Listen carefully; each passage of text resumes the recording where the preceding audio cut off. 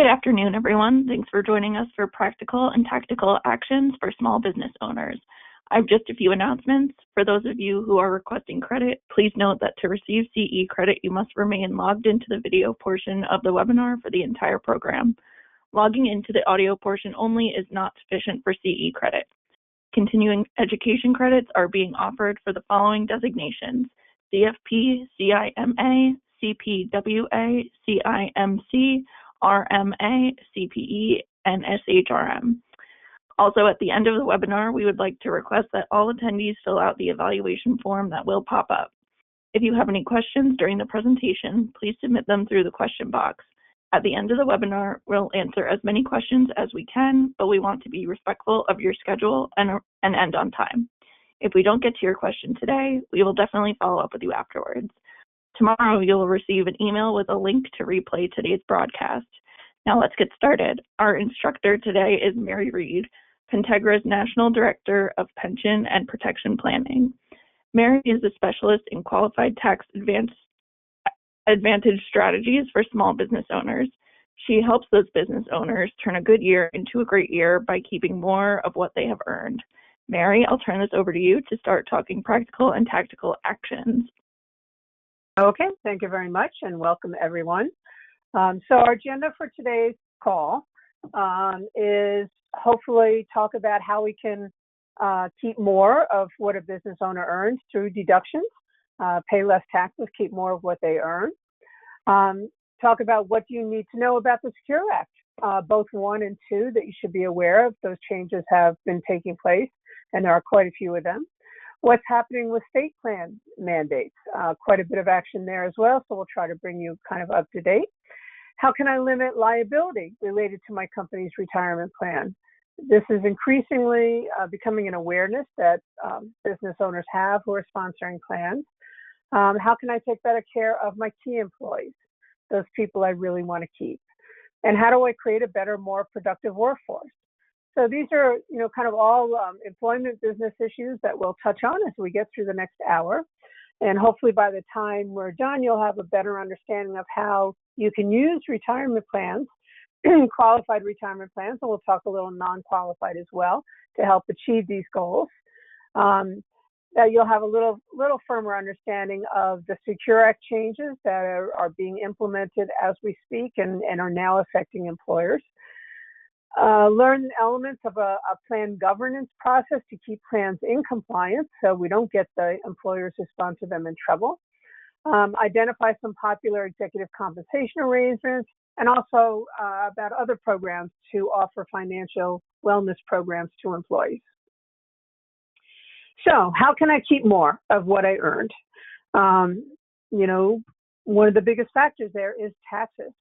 So the more we can lower the tax bill for that business owner, the more that means they get to keep. Qualified plans are deductible to the business, so that is one of the tools to do that. So when we're working with a qualified plan for a business owner, it's all about getting that plan design efficient, right? If we do a plan and we're giving all the money to the employees and very little to the owner, they still see that as an expense, even though they're getting the tax savings. And sometimes that's okay. But the more we can design that plan to benefit the business owner so that that tax savings is mostly going to them, they tend to like that better.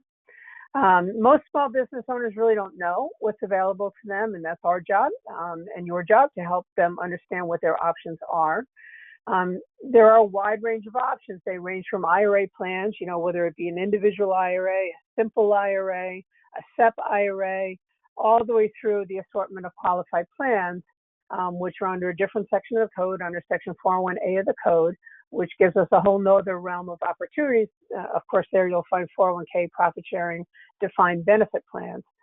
We get a lot more control in those plans, a lot more decisions to make about how the plan will be designed, and a lot of ways to custom tailor it for businesses. Obviously, a big factor in deciding what is the right type for an employer is what their cash flow is. How much can they afford to put in this plan?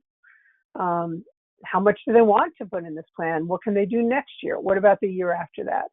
Employee demographics.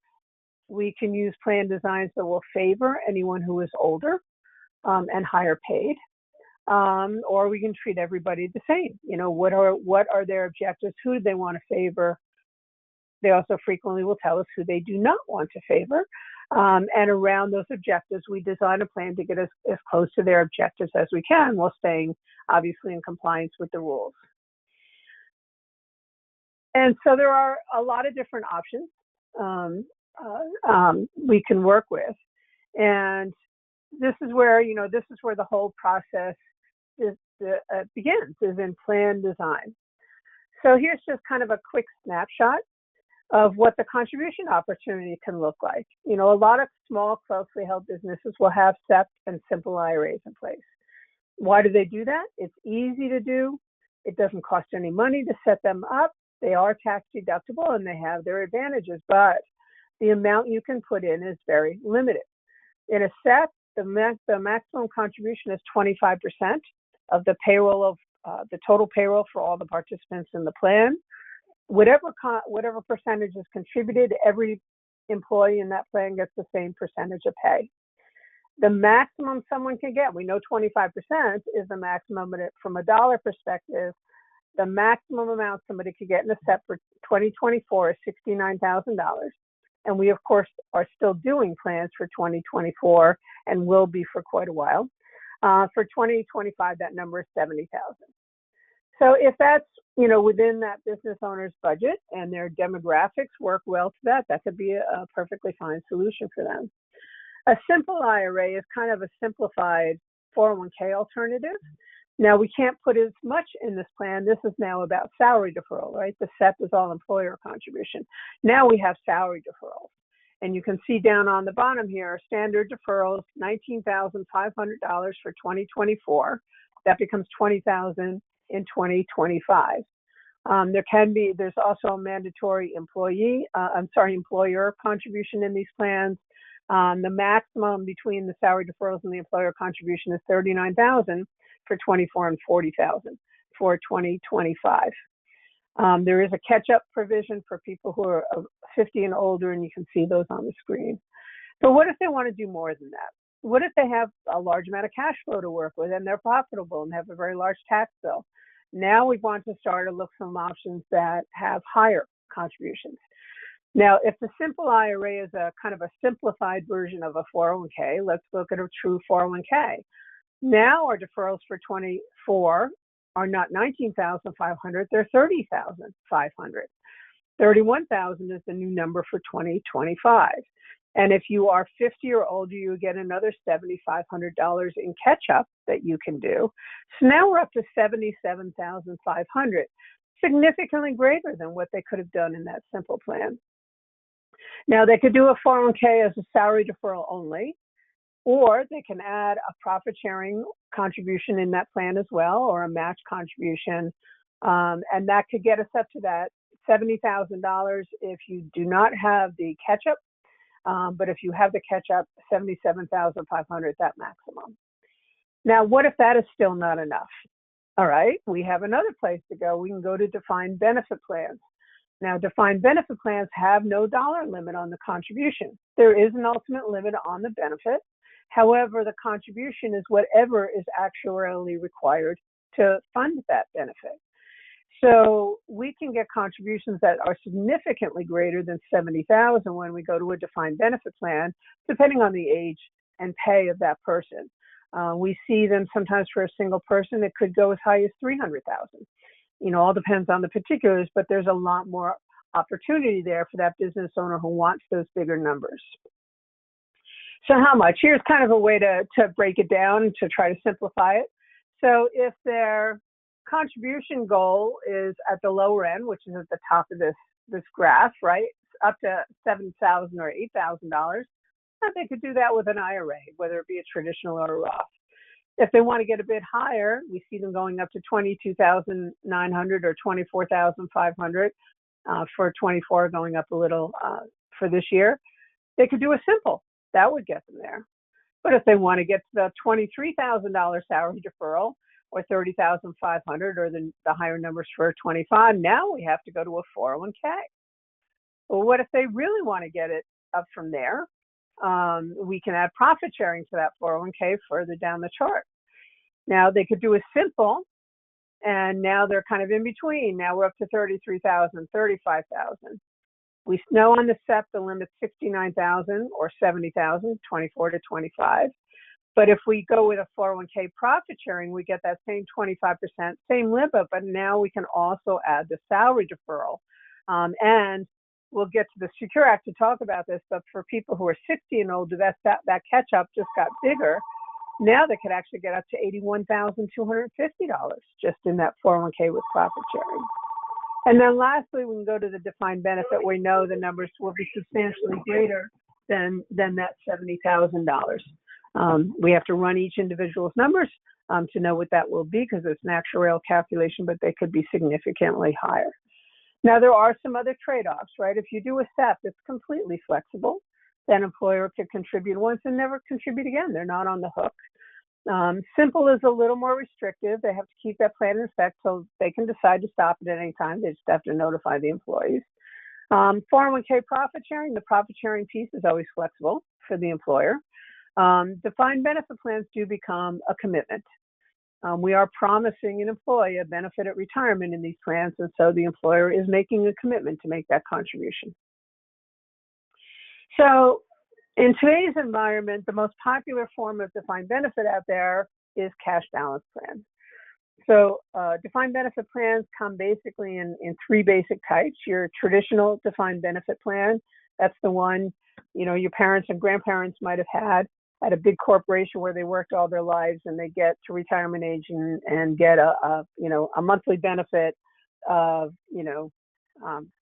20% of pay or something like that, 50, 100, whatever it might be, for the rest of their lives. That was a traditional defined benefit plan. We have a variation of that was created during the Depression in the 1930s to provide guaranteed retirement benefits. That's known as a 412E3, fully insured plan. That is a variation on the defined benefit plan. And then we have cash balance plans. So cash balance plans are considered a hybrid between a defined benefit and a defined contribution plan. Technically, it's a defined benefit plan, so the contributions, the limits, and everything like that are based upon defined benefit rules.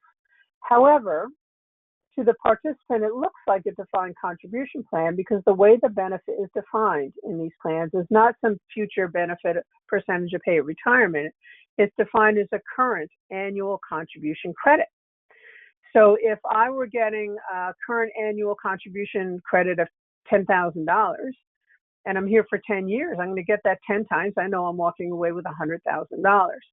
There will also be an interest credit applied to that account each year. That is defined by the plan document. It is not based upon the performance of the assets that are funding the plan. So that benefit is defined.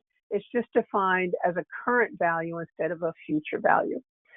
So these are promised benefits, the contribution credit and the interest credit that must be accredited every year and funded every year by that employer. We use cross-testing in these plans. One of the reasons these plans have gotten so popular is that we could have every participant in the plan under a different formula if we wanted to, certainly classes of employees by different formulas. And we can tailor those formulas to favor select people over others. Now, we still have to pass discrimination testing. We can't just do it randomly, but we get a great deal of flexibility about how the money flows to whom in the plan. So the way these plans work, it is a defined benefit plan.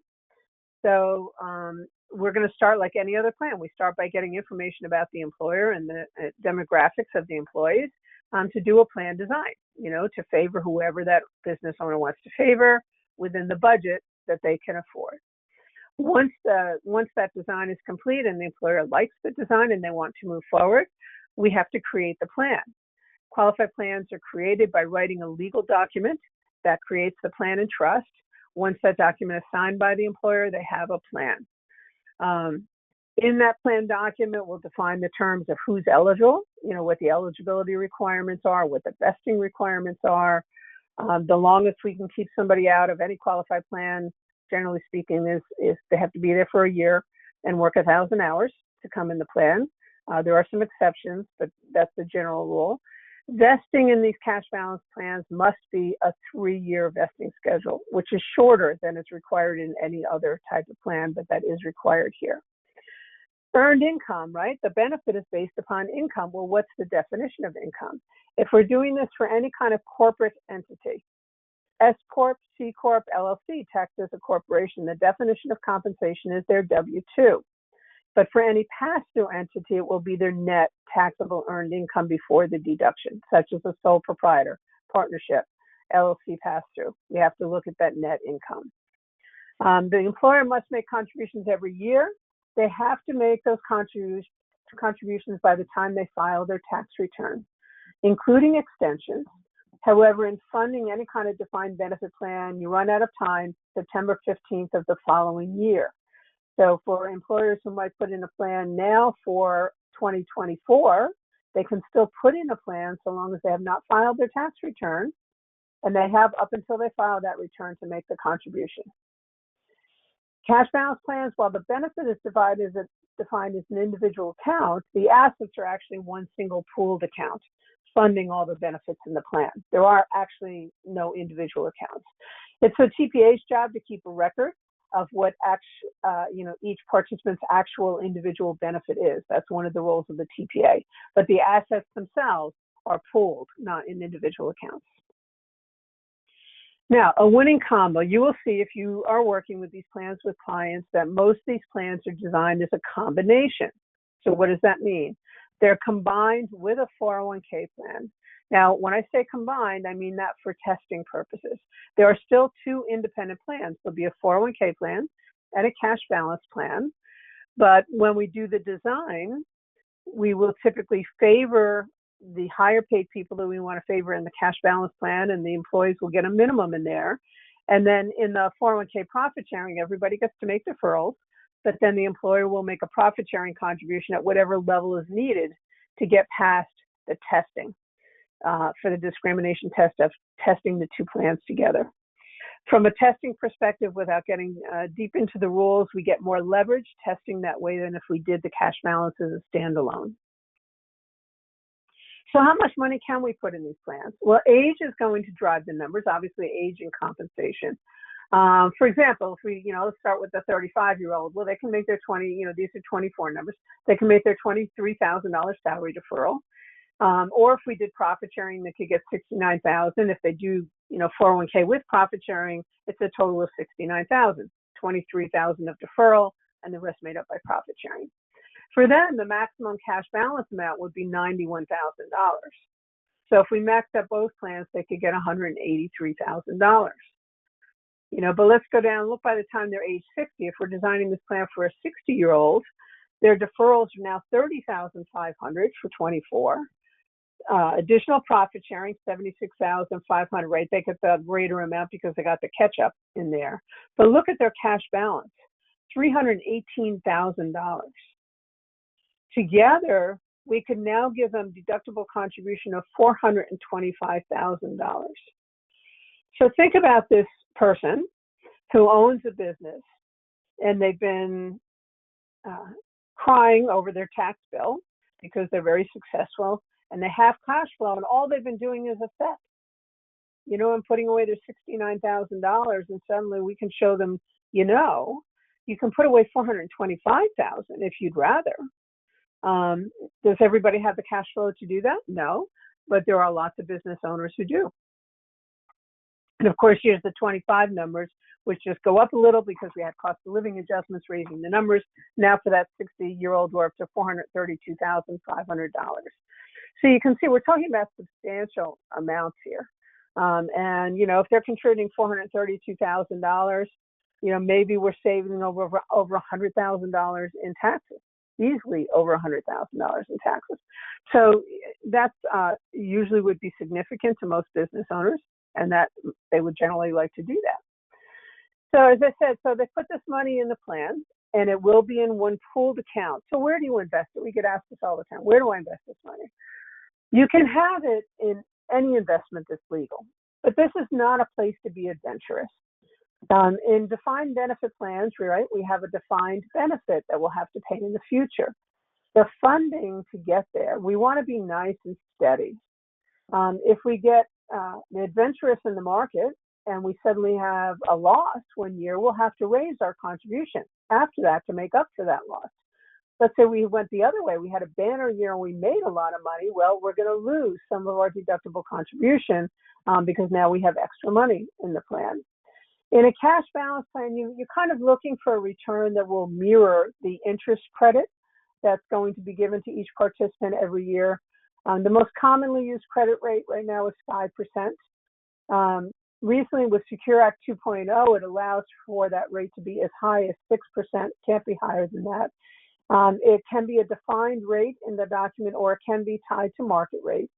Usually, it is a fixed rate. And you can change it, but you have to be careful of changing going forward because there are rules about taking away benefits. So I said most of the time we see 5%, but there is a little room there to adjust it.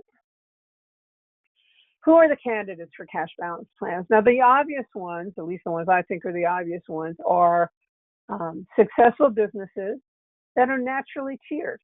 Things like law firms, CPA offices, where you have different levels of professionals.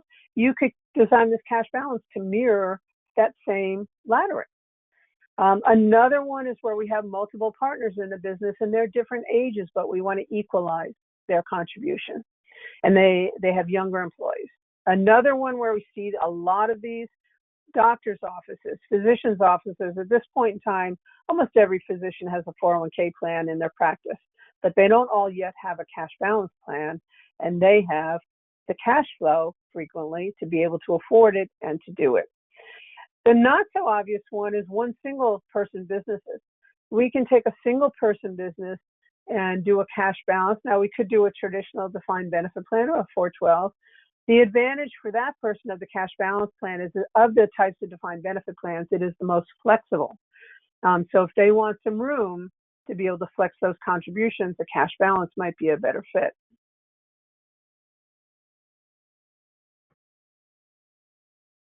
Okay, that brings us to our first poll. Which of the following is/are true? A, cash balance plans are defined contribution plans. B, cash balance plans are hybrid defined benefit plans. D, cash balance contributions are not tax deductible. D, cash balance plans are non-qualified.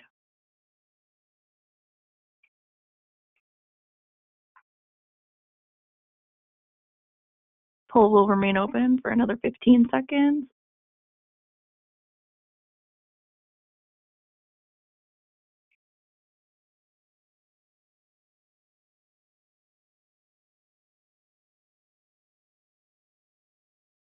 The poll is now closed. The correct answer was B. Mary, you may continue. Okay, thank you. All right, so let's talk about the Secure Act a little bit. There have been a lot of changes with Secure Acts 1 and 2 in the qualified plan arena. Most of them centered around increasing saving rates for employees, kind of in a philosophical point of view. There are different implementation dates for the different changes for different types of organizations. You can see them here, but you can see qualified plans in Section 403B plans have amendment deadlines of 2026. Collectively bargain plans are later with 28. Governmental plans and schools go to 29. And eligible government plans go to 29. But that doesn't mean that we can ignore these changes. That's when the plans have to be amended, but some of the changes are already implemented. So we'll just kind of take a walk through some of the biggest ones. Employer Roth contributions.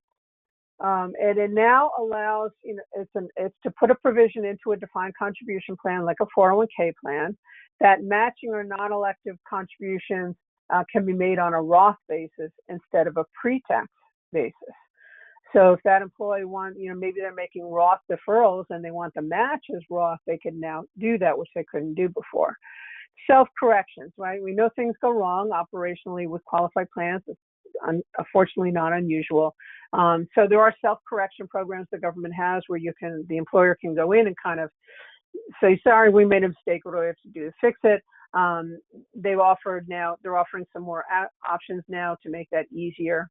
Startup credits. These have been around for a few years now where the IRS is offering credits to employers adopting their first plan to encourage employers, small businesses, to set up these plans for their employees, because we do have a savings crisis in this country, and this is to encourage employers to put in these plans so that employees have an opportunity to save some money in them.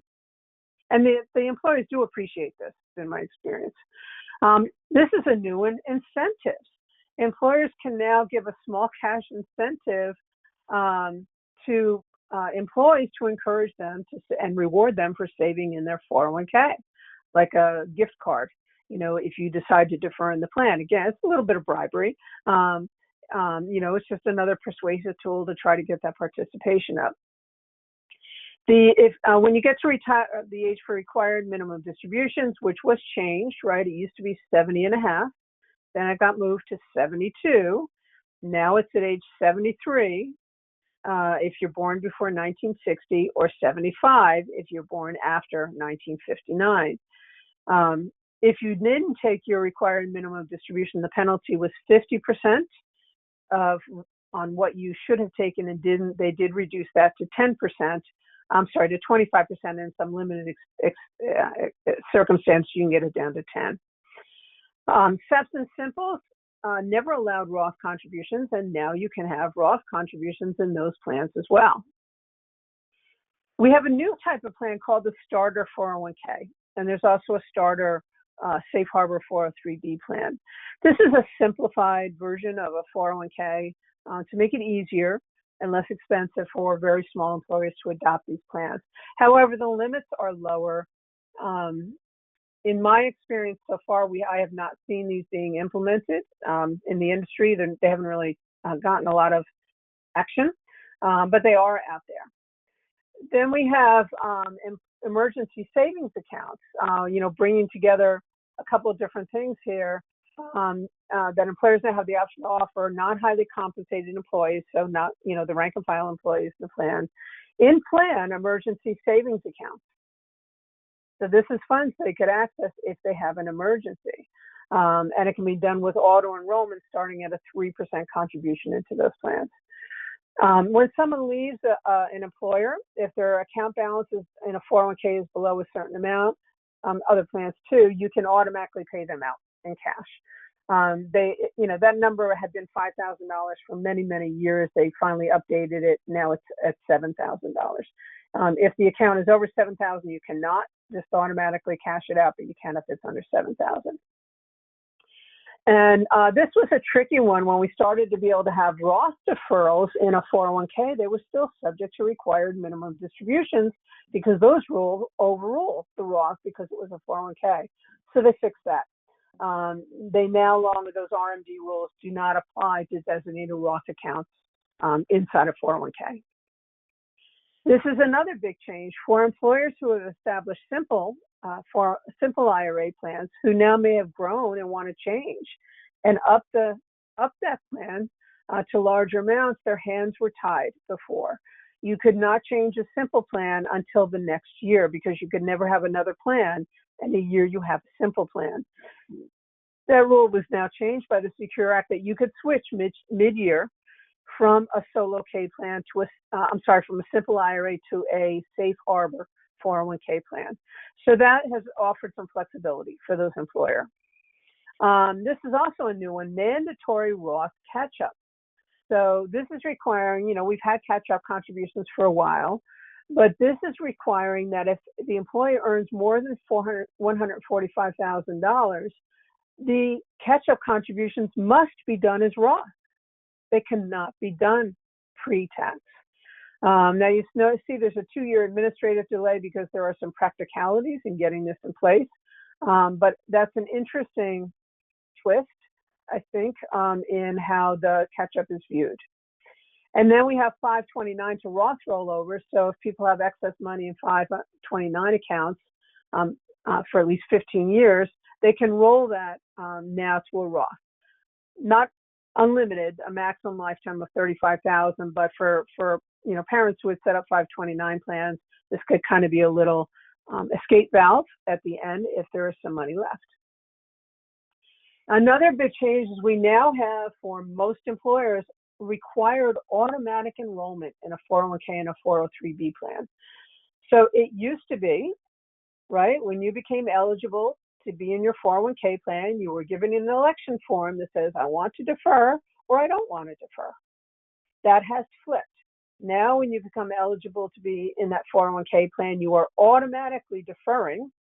You have to opt out instead of opting in. Obviously, the hope here is inertia takes place, and most people will stay in and save money. There are different ways to do this. The typical one, safe harbor, would be it starts at a 3% salary deferral, and it climbs every year to a maximum of 10. They increased the catch-up limits for those who are 60 and older. Right from the 7,500, it went up to, I think it's 10,000 something. So enabling, so people who are getting older but haven't saved as much, if they've got the cash flow, they can boost up those savings. This is another big change. Long-term part-time employees is what that stands for. Long-term part-time employees. You could have had in the old days, you could have had a part-time employee who worked less than 1,000 hours, and they'd never come into your plan, into your 401k plan. Now, they had originally they made a rule that that part-time employee was there for 3 years. They have to come in the 401k plan. They don't have to work 1,000 hours. They could only work 500 hours, and that would qualify them. They've now changed that to 2 years, that you have to let that person into the 401k plan. Now, keep in mind, it does not require an employer contribution for them, even if they're making it for everybody else, but they have to be in to be able to make salary deferrals. Benchmarking, this has to do with, monitoring asset performance in accounts that are in these plans. They came out with some new regulations as to how to do that. And this is also a new one, long-term care insurance payments. For people who do purchase long-term care insurance, this permits retirement plans to distribute up to $2,500 per year to pay the premiums for those contracts without incurring a 10% penalty.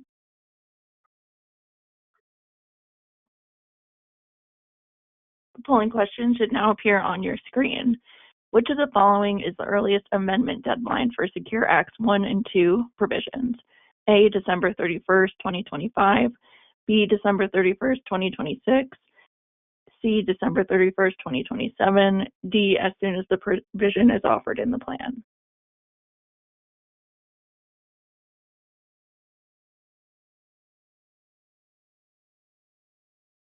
Poll will remain open for another 10 seconds.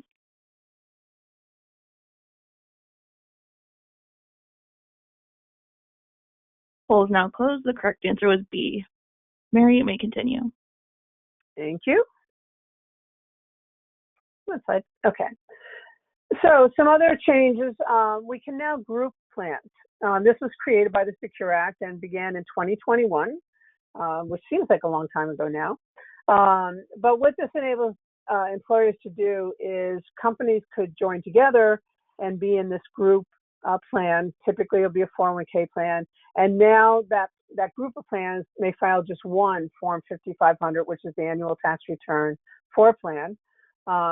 It's provided they all have the same trustee, the same named fiduciaries in the plan, the same administrator, same plan year, and the same investments. So it's a very pooled arrangement where they all have the same, they have different features in their plans, but these things all have to be the same. The advantage here is a cost savings, rather than each employer having to pay for their own full administration and filings by grouping together that they can cut those expenses. A multiple employer plan, these have been around for longer than that, but this is a variation, is a single retirement plan in which there is more than one employer participating. It gives, again, it's streamlined administration requirements to get economies of scale that employers would do this. There are two kinds of MEPs. The first is called a closed MEP. In a closed MEP, there has to be some relationship, some commonality between the employers who are in that plan. For example, they might be part of an association, or they might be part of some kind of a club or an industry or whatever. PEOs also fall into this category. That's kind of a whole messy category in itself, but it does fall under these. Then we have open MEPs. These are programs, same MEP, same multiple employer, but these employers don't have to be related. You know, they don't have to be in the same chamber of commerce or anything like that. They could be completely unrelated, but enter this plan to get the same kinds of efficiencies.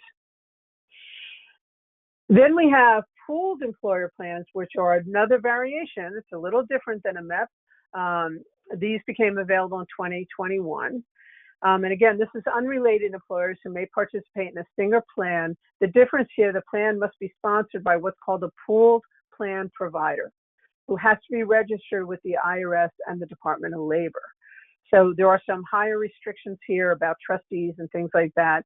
But if you qualify, you can join this. They're called PEPs, and have that simplified reporting and simpler compliance issues. And the number one bad apple rule, one of the fears when you're in a multiple employer plan is if one of the employers defaults and doesn't make the contribution, that liability can pass around to the other members. In PEPs, that doesn't happen. So for so PEPs are kind of usually they're bigger employers. They're thinking over time these may become more attractive in some smaller sizes. So far, they seem to be mostly bigger employers.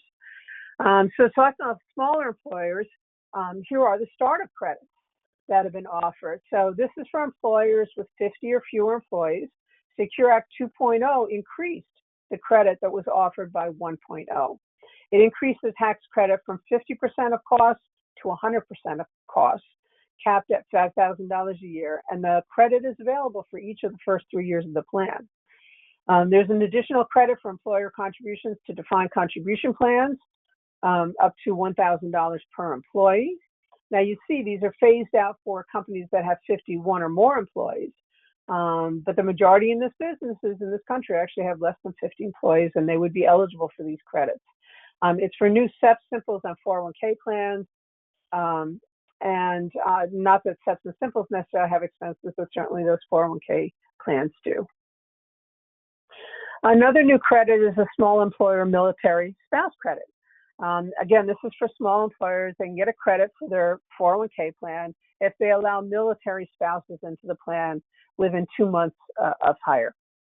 It makes the military spouses eligible for matching and non-elective contributions that otherwise they wouldn't have been eligible for, and it grants immediate vesting. Again, there is a tax credit here, maximum of $500 per military spouse, again over 3 years. This was an interesting question when they came out. Who's going to certify that they're a military spouse? This is a real question in the administration world. So it's the employer can rely on that employee telling them so, that they're self-certifying that it's true. The employer is not under an obligation to verify that in some other outside way. And again, here's those financial incentives. Up to $250 is what can be given to someone to give them an incentive and a reward for deferring in that 401k plan. Here's a little bit about those starter 401k plans. Remember I said they're simplified, but the amount you can put in is lower. It's an automatic deferral plan. It starts at 3%, could go up to 15%. But the maximum you can defer here, instead of $23,000 like a 401k, is $7,000, and only a $1,000 catch-up for those 50 and older. So it's a much, much lower amount that can go into these plans. Again, here on the long-term part-time employees rule, we talked about the 3 years going to 2 years. They only have to work 500 hours. Pre-2021 service can be excluded. And now, of course, we're way past, that pre-21 service doesn't even apply. Even if you could account, it doesn't matter anymore. We're past there.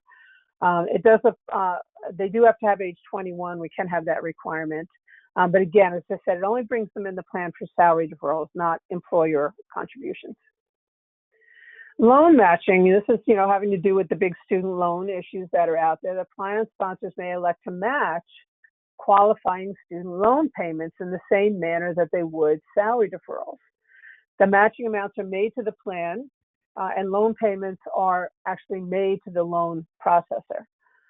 There has to be verification here, and there are a lot of administration issues on this one that have yet to be worked out as to how to track all this and make sure that errors aren't made. Sole proprietors frequently don't know what their income is going to be until they prepare their tax return. And so this has been an issue for a number of years, and they finally made it official that sole proprietors or single member LLCs can make salary deferrals up until they file their tax return, because they understand they don't know what their income is as of December 31. If you're a W-2 employee, you must make your salary by December 31. But these pass-through entities now have until they file their tax return.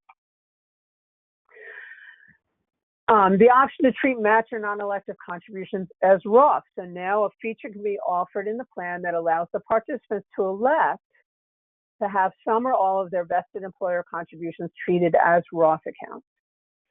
Of course, if they decide that, there's money in there that they're vested in, they now want it to be treated as Roth, of course they have to pay tax, because Roth is after-tax money.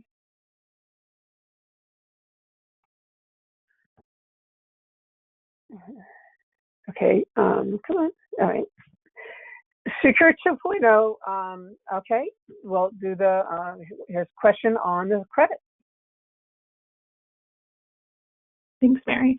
Secure 2.0 change the plan startup credit in what way? A, the law eliminated the plan startup tax credit. B, increases the tax credit from 50 to 100% of costs, capped at $5,000 per year for employers with up to 50 employees.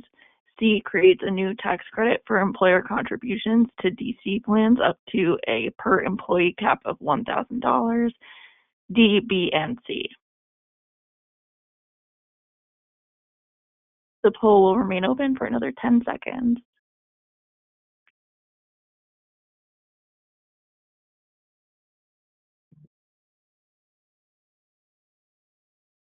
The poll is now closed. The correct answer was D. Mary, you may continue. Okay, thank you.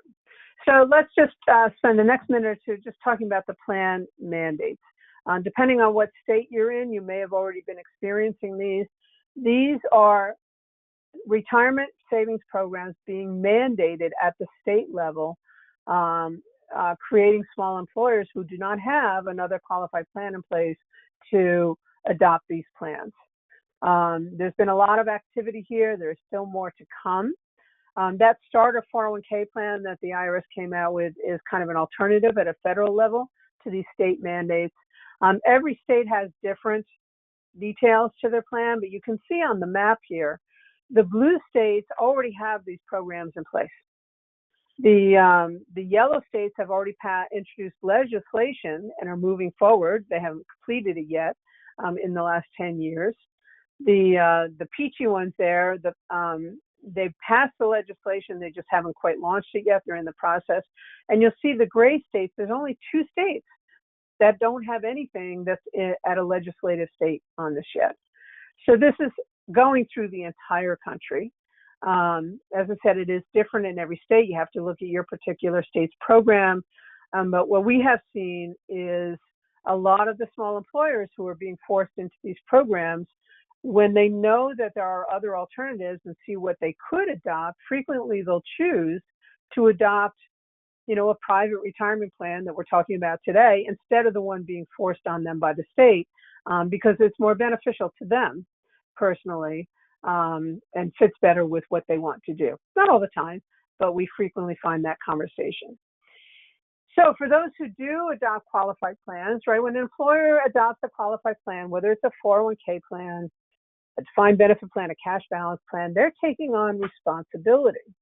There are fiduciaries to plans, right? A fiduciary must operate in the best interest of the participants. What a lot of people don't realize is fiduciaries are personally liable.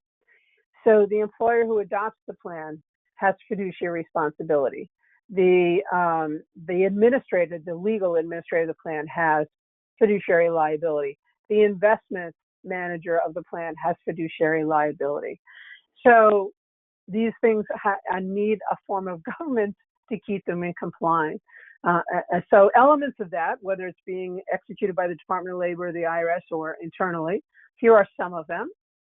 Select and monitor service providers, oversee plan investments, operate the plan according to the governing documents, laws, and regulations. These are all responsibilities of the fiduciary. Make sure these things are happening.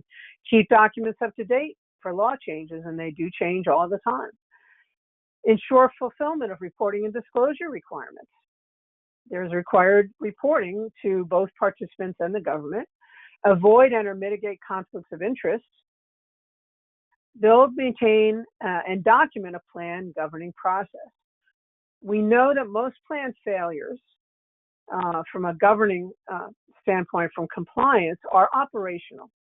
And nobody intended for the plan to go out of compliance. It's just that there wasn't a sufficient process in place to monitor everything and make sure that that didn't happen. So that can be done by creating a team. However, that could be look in all different ways. Who watches everything, and keeps track. You've identified the key points.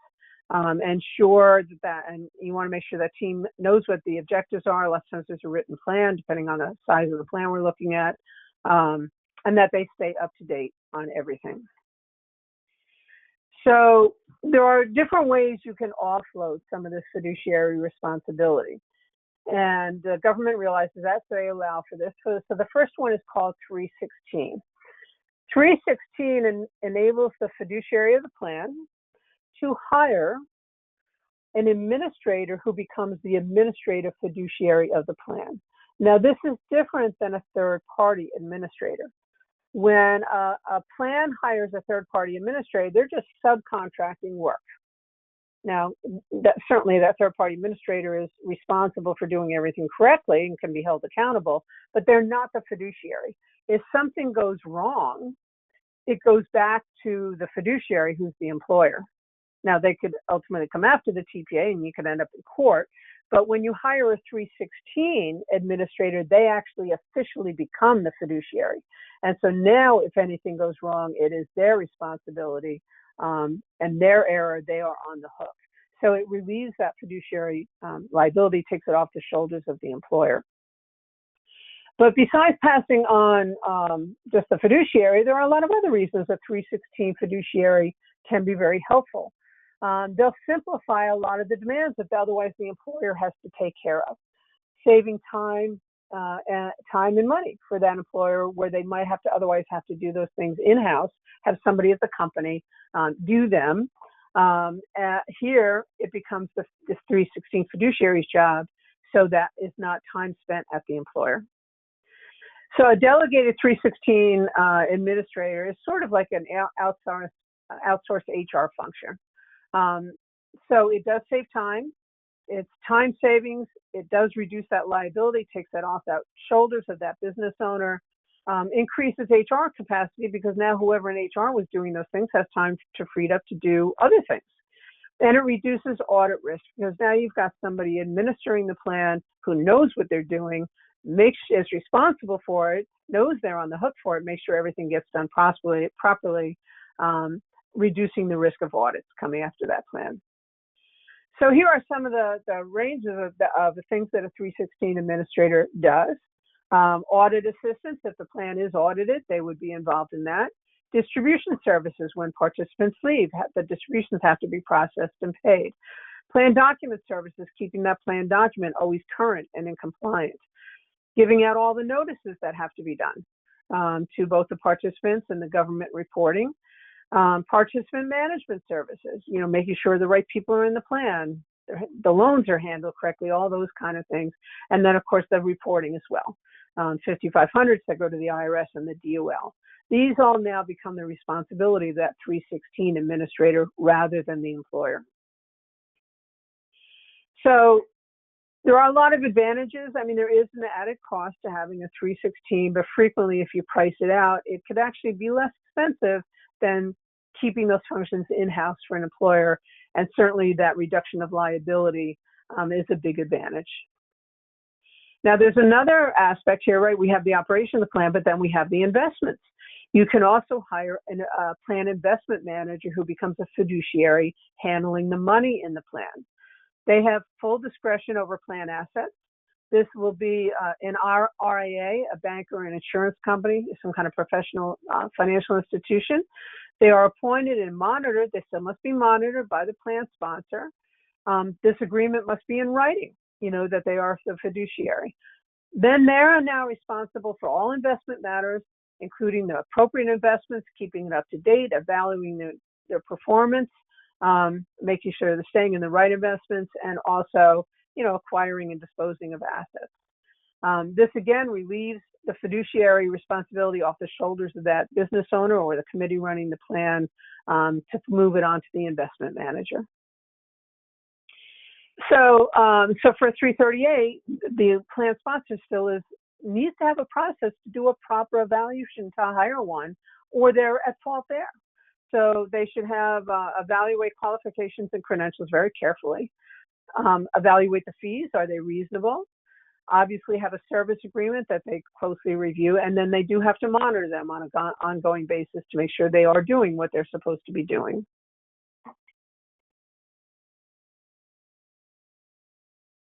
The polling question should now appear on your screen. Which of the following are co-fiduciary offerings that are available for business owners to help manage plans and reduce risk? A, 316, B, 321, C, 338, D, all the above.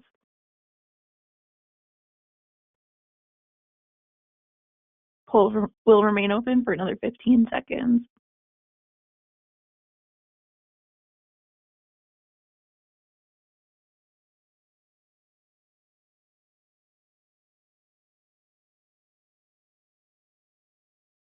Poll is now closed. The correct answer was B. Mary, you may continue. Okay, thank you. All right, so let's just take a look at key employees.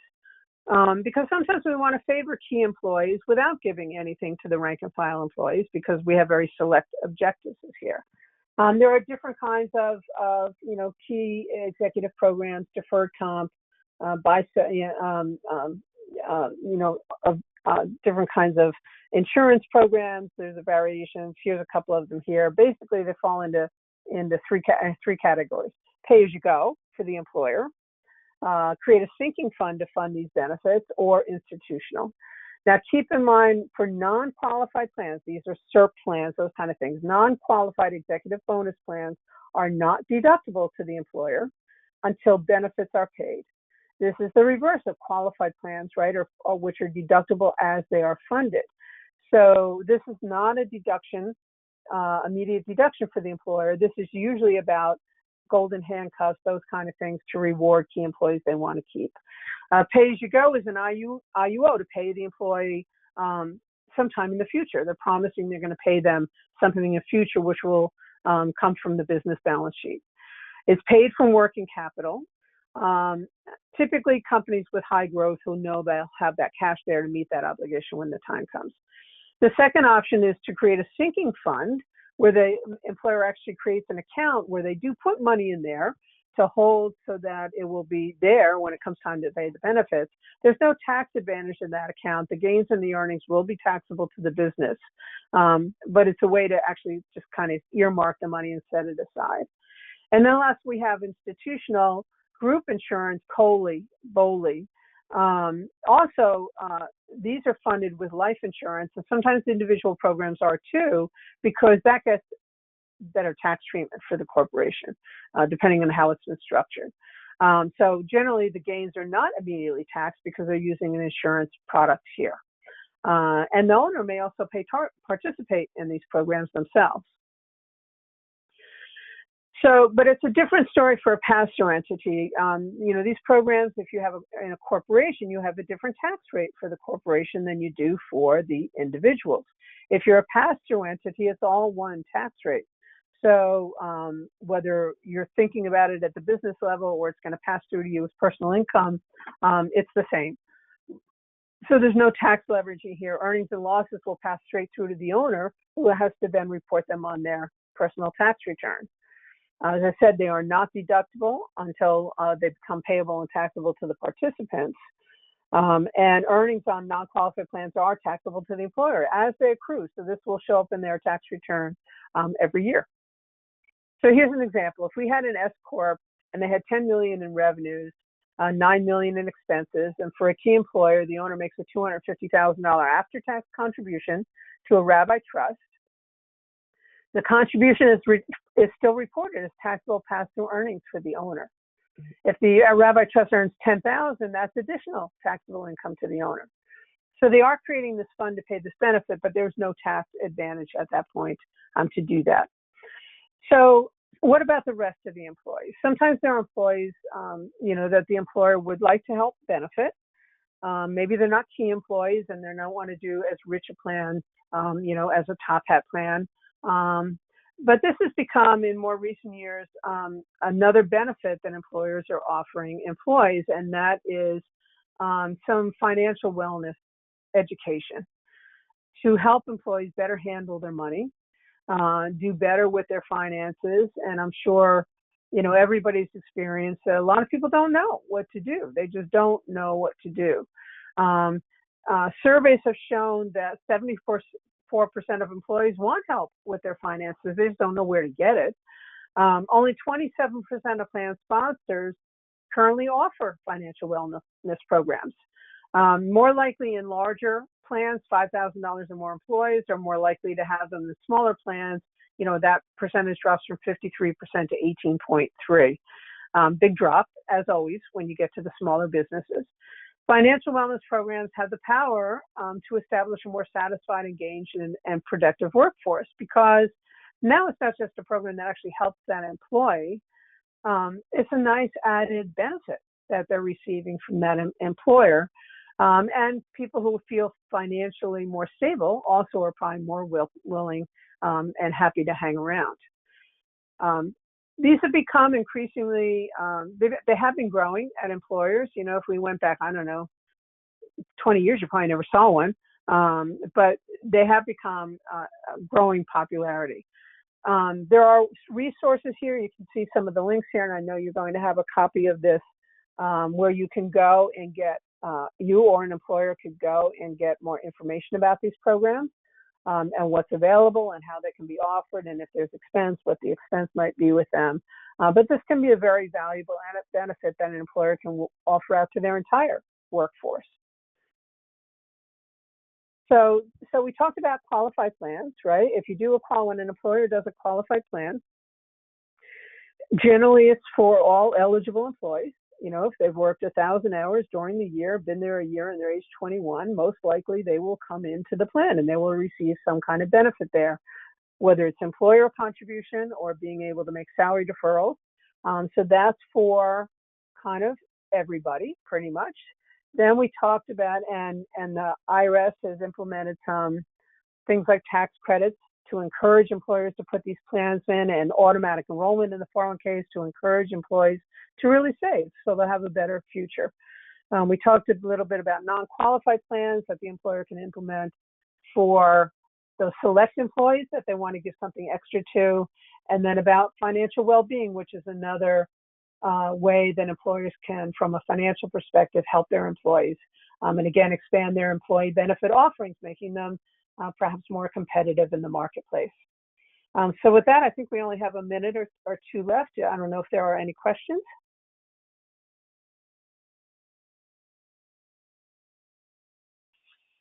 It looks like we're just about at time, Mary. So I just want to say thank you to everyone who attended today's webinar.